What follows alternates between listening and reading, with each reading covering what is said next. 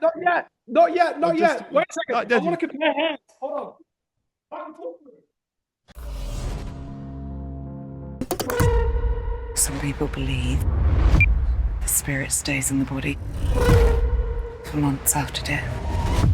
We can bring her back. Did I do it right?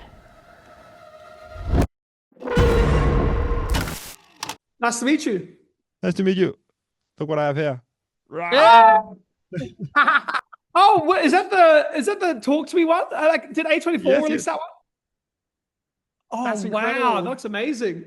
Oh my Yeah, God. very cool. Okay, let's talk about Bring Her Back. So this is a very dark film regarding the subject matter and the violence. To begin with, what was your inspiration for Bring Her Back? I like one of the big inspiration points for us was our friend's little sister who's non-sighted, and it was just this conversation that she was having with her parents where she wanted to catch the bus for the first time by herself, and how like scared her parents were to allow her to take that step. But she really wanted to learn how to be independent and learn how to navigate the world on her own. So that was like the first, I think, inspiration point for Bring Her Back. Very violent inspirations. Yeah. I see that.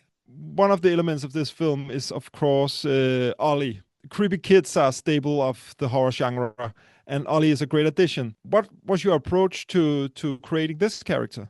That we wanted to find something that represented the themes that we were tackling. Someone that could represent like this cycle of abuse, and like Laura is turning this kid into a monster the same way that Andy's dad did to him, and someone that could like be the personification of grief, which can be all consuming, that can eat you alive if you let it. So it's always about trying to find a monster that represents those things that you're talking about. And then the fun part of it is finding a way to executing that stuff practically and not relying too much on the computer and on the digital, and our amazing prosthetics department, like creating his breakdown and his disintegration into this demon, and like executing those horror images for real in camera. That's the funnest part of horror filmmaking. And hats off to Jonah, the performer. Because, yeah, he's an awesome, bubbly kid in real life. But he like we gave the option for when like the craziest stuff, like the crazier prosthetic starts happening, that a different actor could play that part. But he wanted to do it. He's like, no, I want to do it all myself. So hats off to Jonah, such an incredible young talent. He's a Muay Thai fighter, so he just had his first fight with full contact and headshots that he won. So he was like down to get really physical and stuff. So he did an awesome job. Careful. Just take the fruit, Ollie. Okay, I'm gonna get your plate. Oh, Laura, yelling at me. Making a mess. Can we talk about the knife scene? How did that idea come about? Anything to do with mouths like bothers me personally, and so like the idea of metal and teeth always makes me cringe. And you always tap into those like personal fears or phobias while you're writing. And so I was like, how can we find a way to put that on screen and how to pull it off practically and say like keep talking. I want to get a quick. And that sound design was like, I literally, because like there was a lot of sound effects that happened. I'm like, it doesn't sound real enough. And my sound designer just recorded me, and I just started actually chewing on a knife. So that's the sound that you hear in the movie. And even same with the bench tops and the eating of the bench tops, like I was biting into the wood and stuff like that, and she was recording that. So I had a very sore mouth afterwards, but it was worth it. It was worth it. Yeah. Wow. Yeah, it really is very effective in the film as well. Oh, amazing. What were you trying to get up? I was trying to get up a video of the what it looked like. Oh, even that is a cool shot. Look at this. This is like an example of like the makeup and prosthetic work. Oh. Yeah. The team was so good. Like they just like executed things, and it looks so real. It was like, yeah, crazy. Surrounding yourself with talented people like that is the best. It's heaven. Were there any ideas that you had to cut because they ended up being too disturbing, either in the script or on camera?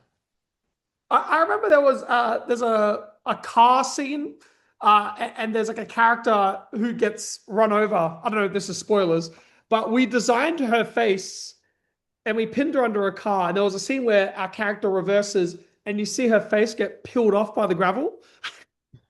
Yeah, and we shot it practically like We that. shot it for real. Scarecrow effects did such an amazing job, but it was just like It was too violent. it felt like a bit like started to get. It looked incredible, but well, maybe Too spluttery. maybe too much. Yeah, and there was even a scene where there's corpse eating, and then we, like in the writing process, we like see this corpse getting consumed. And again, it was like it starts to like tiptoe into like an exploitative, or it feels too much like shock for shock's sake.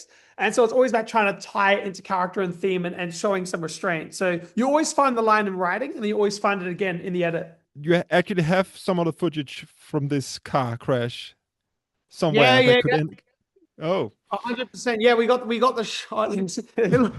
It looks incredible, but staying with Laura after that felt right for that moment. But yeah, we definitely got it. That crash and then being. I feel bad for the prosthetics teams because it was 10 out of 10. But yeah, maybe one day we'll release it somewhere, surely.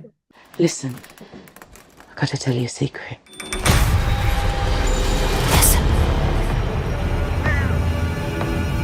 It's like a little angel. It's a beautiful angel. It does beautiful things. let's talk about Sally Hawkins. She's a phenomenal actor, but I've never seen her play a role like this. Well, she humanized Laura and like brought that like her portrayal and the way that she embodied the character was frightening because she physically was changing as production was progressing, because we shot it as in order as we could. And like she physically started changing and these shakes would happen, and ended up being very scary to approach on set because she was so in it. So it was like working with someone like that. I've never seen someone dive so heavily into a role, and I adore it more than anything. I adore her more than anything. Like we still keep in contact. We're still friends, still texting. And it's like having someone that like takes the craft that seriously. It's like the best collaborator. I love her to death. She's awesome. Yeah. Listen. Listen. The horror world is such a supportive community. Have any iconic horror directors reached out to you after Talk to Me and said anything? So recently Stephen King like commented on the movie and said that he loved it, which I cried when I heard. That was the most amazing thing ever. Like I could not believe it. And then with Talk to Me, Peter Jackson wrote us a letter of saying how much he loved it and adored it, and like that again made me cry. Yeah, because he's like a childhood hero. Yeah. So like getting recognized from people that you admire from the film world like that, it's incredible. Yeah, so many amazing people have reached out, and it's always blows you away. Yeah, it doesn't feel real. It feels so unreal. Overwhelming. I totally understand. That's crazy, man. Stephen King, Peter Jackson, that's the highest of the highest level. It's insane. Yeah, it's so crazy. Can you give me an update on Talk to Me Part 2? Yeah, so there's two versions of the script that we've got that follow two different sets of characters. And I still don't know if I want it to be the next film that we make, though, because I'm writing another horror film at the moment that I'm really excited by. So I've got to see if I can convince A24 to let me shoot this before that, because we were contracted to do Talk to Me 2 after Talk to Me 1. And they allowed me to do Bring Her Back, which was a smaller movie. Like it's a smaller thing. It's not as hooky of a movie. So it felt like a really big gamble for them. And then again, though, there's still this other idea that I'm really excited by. So let's see. Talk to Me 2 would definitely happen down the line, but I don't want it to be next year, I don't think. Okay, very interesting.